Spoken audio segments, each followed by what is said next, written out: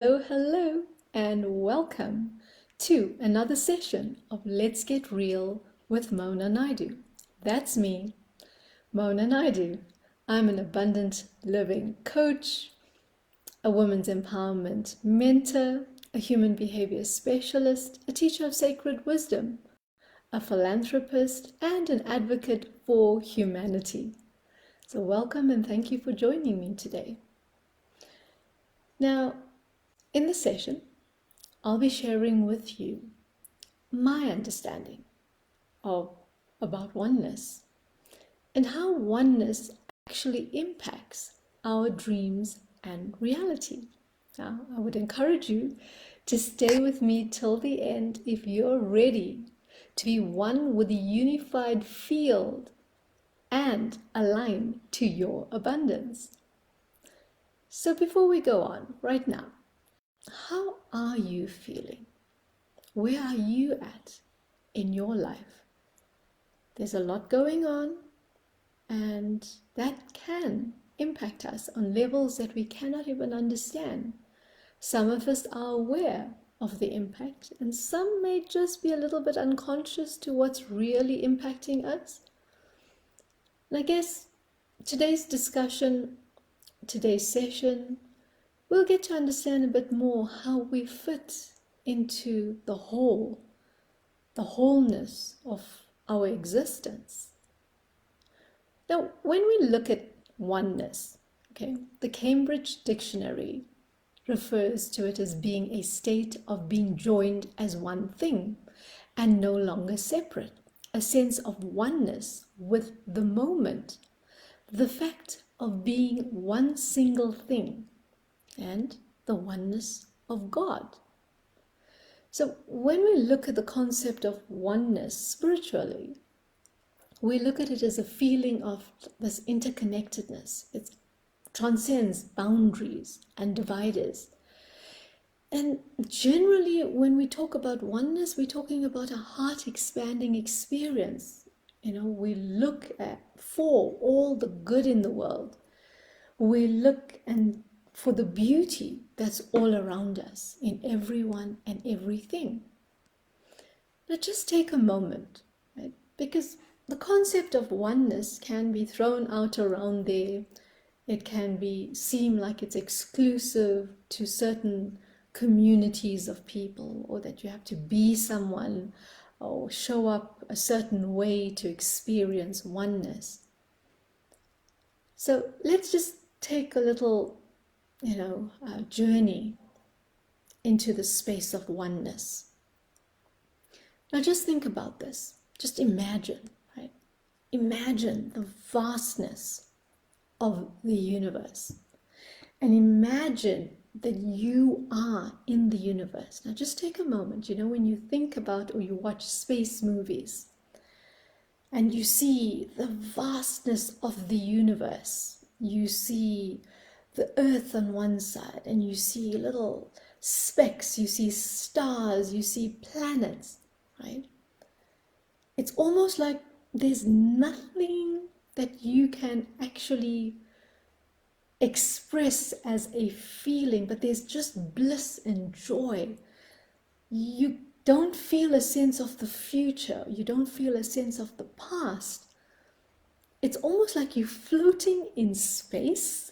There's an expansion in your heart. And I guess you just feel like you are so light. Now, I'm attempting to put what oneness is into words, but the truth is, words can't truly express oneness, because here's what's happening. Oneness is really beyond the mind. It's beyond the intellect. It's beyond the ego. So when we attempt to put oneness into a structured sentence, we attempt to describe it in the broadest sense that we can, but we can get bogged down by understanding what oneness is if we really want to attempt to define it. And that's why I say, if you really want to feel what oneness is, it's actually a state of being. It's how we feel. as well. And when you feel limitless, when you feel that sense, if you've ever floated or felt like you were floating, perhaps, when you're on a trampoline and you bounce and you just are up in the air, or you're in a swing and you get just pushed out and you're swinging. Have you ever done, what's this thing that I'm talking about? You go through I'll remember it just now, but we have them here in South Africa. You go on a zip line. Yes, that's the word. That's what I'm looking for. When you go on a zip line, right, you just hooked onto this little brace that's holding you, and you just like swing out off the ledge into this forest, and all you are on this thin zip line. Now, for me, oneness is that kind of feeling where you feel just out there. You're just flying through the air, unbridled. And I'm sure people who have jumped out of planes, who have done skydiving, I'm sure you also feel that. That sense of all encompassing. You are floating in the sky, you are swinging through the air. And I guess I'm bringing up different examples for you to just connect with something, because that's what happens. Our mind wants us to bring it into a box. Our mind wants us to bring it into a definition. Our mind wants us to explain it. And that's when we actually lose the essence of oneness. Right? So for me, oneness really is knowing that I'm part of everything and everything is part of me. When you look at this broad spiritual concept of oneness, it's understanding that I am the universe. I am part of the universe. I'm in the universe. The universe is me. The universe is in me. The universe is part of me.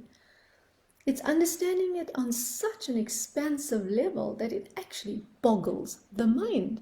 And I guess that's why the mind can be so controlling of everything, and the mind wants to put everything, as I've said, it wants to break it down. It wants to put it into little boxes. And what actually happens when that happens, there's more separation that occurs rather than connectedness. There's more fragmentation, right, when that happens. And when you're experiencing oneness, or when you are in a state of oneness, what happens is that you may use words like, it took your breath away, that you were just in awe and wonderment, or time stood still, because that's really what happens when we are in a state of oneness. We just feel like we are one with time. Time is one with us. You feel like you are elevated to a state that isn't even possible to explain in words. But it's just this sense, this feeling, this experience, this way of being. Now, what comes in the way of our oneness? Like I've shared, our mind. Our mind constantly comes in the way. Now, here's the thing.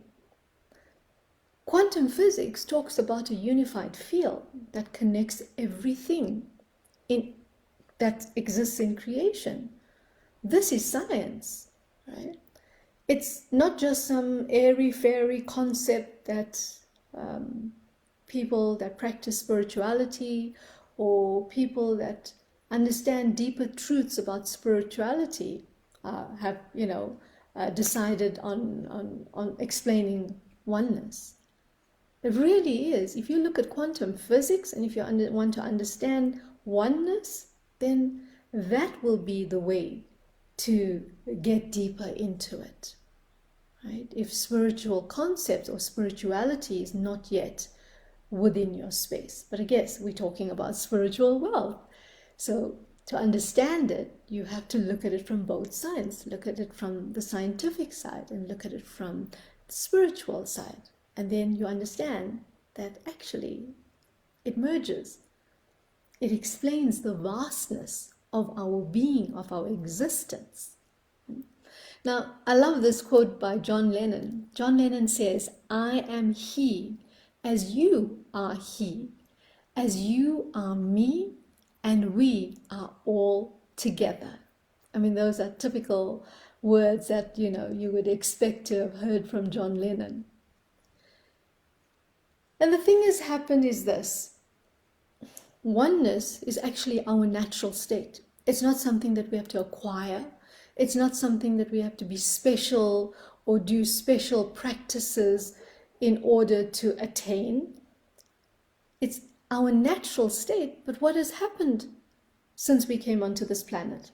Well, we forgot our natural state. And as we grew up, and as we connected more with everything around us, the teachings around us, from our family, from schools, from media, from the community, our societies, we disconnected from this state of being, our natural state of oneness. We were told we have to be in a specific area. We were told we have to go to a specific school. And the more and more and more fragmented we became, the more and more we split from oneness. We looked at ourselves differently. We looked at things around us differently. We were told how to see things as being separate instead of everything being one and whole. Now, just think about what's been happening, right? As a result of this, we come to experience what we see in the world as suffering. There's disagreements, there's conflict, there's wars, there's dissension. We refuse to understand that we are all one. And the more some people attempt to support that and advocate that, well, those are people that are called crazy. And instead of us all coming together, we go further and further and further apart. There's no more unity, so there's no more peace. And instead of understanding that we are all one and everything that's here is for all of us to share, we end up with dualities. We end up with polarities. We end up with lack. And then on the other side, you have abundance. We see more separation. We see more disconnection. And the world keeps going on and on and on. But here's the thing. We may think about this big spiritual concept of oneness, but how does it actually start? Well, it starts with us. It starts with us. It starts with you and I as individuals. It starts within, because remember, nothing can show up on the outside externally until it shows up on the inside. So until we bring ourselves into oneness within, it's not that easy for us to just go out and connect with the concept of oneness, this vast concept of oneness. So how do we start with it within us? Well, let me ask you this question. Do you accept all sides of you? Yes. Do you accept every part of you, every aspect of you? Or do you only want to show one side of you, what seems to be the nice side? So here's what happens with us as humans. We can either want to just look at the good side and only want to be positive and only want to focus on the positive. And what we do is we disconnect from our shadow. We disconnect from the side that we don't want to show to anybody. We disconnect from that side that we feel is weak or something that is not part of us. Because remember, there's two sides of us, right? If we're just looking at it simplistically, there's two sides of us. There's an empowered side of us and there's what we would call a disempowered side of us. So we can either just hang on to the good sides, like all the things that's positive about our sides. Or on the other side, we can have people that only hang on to the negative things about themselves. So these people will accept that they are bad, that they are wrong, that they are, monsters. Instead of understanding that there's also a good side to them. There's a beautiful, loving, caring, generous side to them. And like I said, we have this other side that just wants to look at, oh, I'm just so wonderful. I am just so fantastic. I am so and so and so. And then they forget about the other side where they are mean, where they are fearful, where they are arrogant, or whatever it is that would be a negative that you are not looking at. So I always say this, look in the mirror. Who do you see? And how do you look in the mirror? It's not just the mirror that we have in our bathrooms or our bedrooms. The mirror is always the people around you, right? Can you accept that when you see someone who's mean or nasty, that you realize, there's some of that in me as well? And instead of us judging that person, it's accept that that person is just a reflection of ourselves. So when we talk of oneness, it's like, hey, I know that I've got some of that in me. That's why I'm seeing it in the world. The same, if we see beauty and we see good and we see generosity and people caring for each other, when we see love in the world, well, that's a reflection of us too. So oneness really is so vast. And the whole thing is that it starts within. It starts within. We get to experience and acknowledge and accept all aspects of our being. We get to allow ourselves to be comfortable with who we are, all aspects of ourselves. Because then only can we be comfortable with the oneness of who and what we are, of the universe, right? It's only then that we can connect to that quantum unified field. Now you may be wondering, so how does this impact my abundance? And this is like really deep stuff. Yes, it is deep stuff. And I'm going to encourage you to go deep when you understand the concept of, oneness. Well, oneness is wellness. Just by the way, there's been research done on this, and they have found that people who are in a state of oneness actually have a better quality of life, right? Because they understand that everything they want to create in this world, well, you can't do it on your own. You have to connect with the unified field. You have to connect with the frequencies of abundance. When you connect to your dream, well, then the people and the opportunities will come your way so that you can materialize your dreams. Because everything is connected. If we understand that we have access to abundance 24/7, 365 days a year, it's not that it's there on some days and it's not there on other days. It's just that we may not be able to see it when we are not in the right frequency, when we are not aligned to the abundance. Because the unified field is abundant. The unified field has everything in it. And when we can get to that state where we understand that we are this little speck, but a very significant speck in this whole unified field, we understand what is at our disposal. We understand the magnificence of creation, and that we can tap into it whenever we want to. It's not that we have to become someone to tap into it. We have to remember who we are.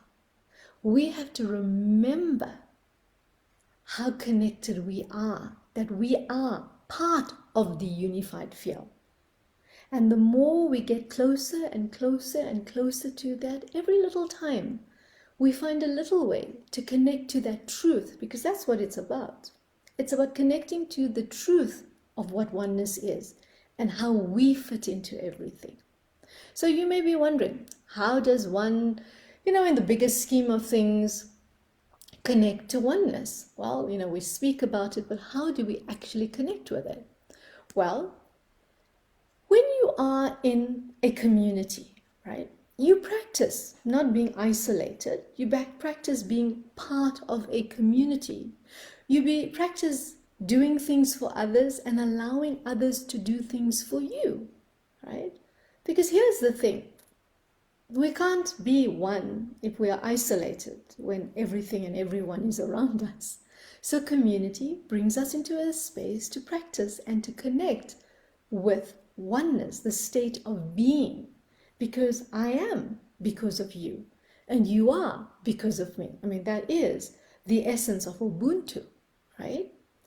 So in meditation, you go into meditation, you allow yourself, and yes, meditation is a practice, but now you can meditate not just with your eyes closed, but you can also meditate with your eyes open. You can go into nature and meditate, because as you're going through, you're connecting to the 0 point frequency, because that's what meditation actually takes you to this place where you are so expansive. So go out into nature, and that can be a meditative journey, right?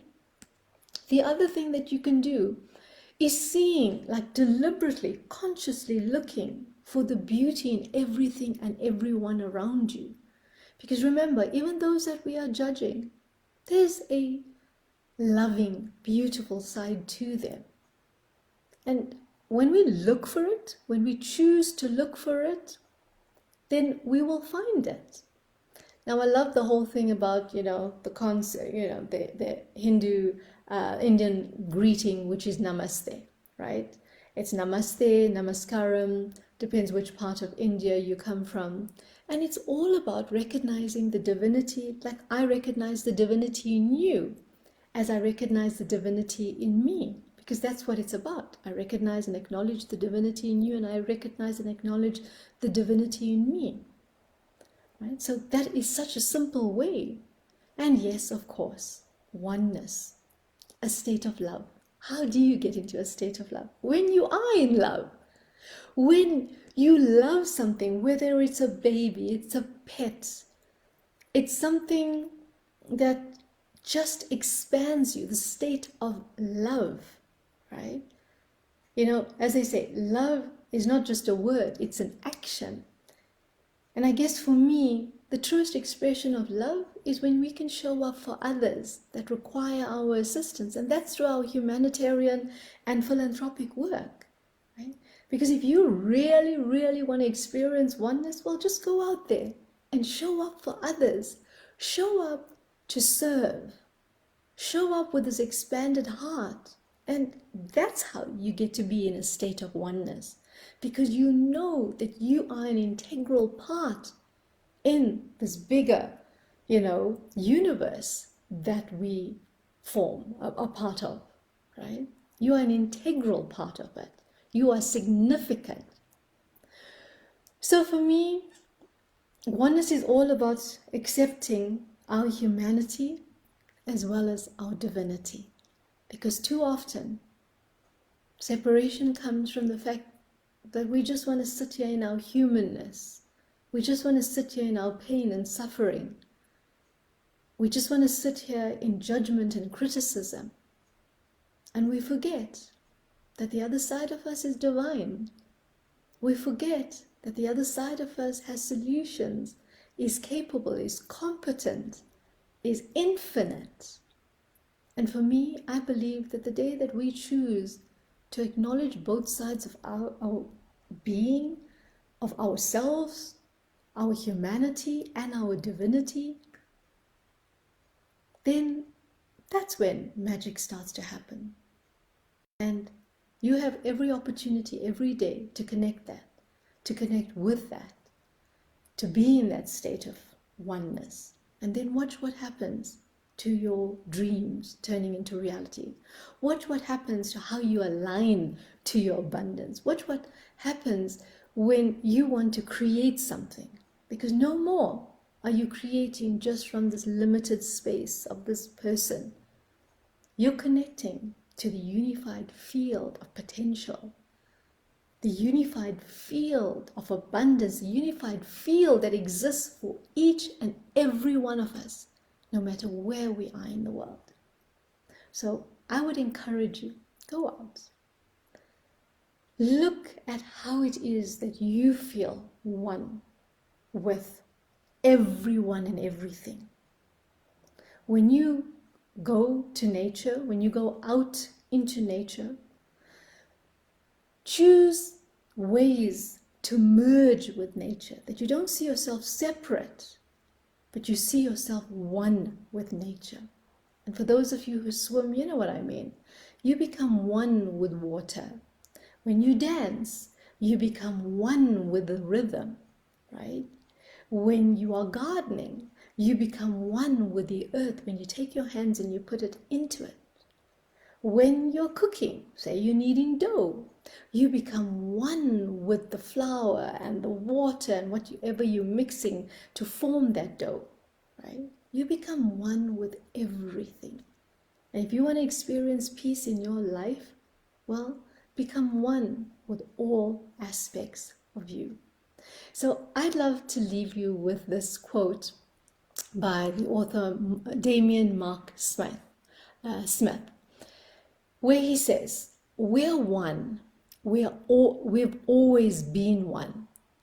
We'll always be one until we think we are not." So I'd love to hear from you what resonated with you today. I'd love to hear from you.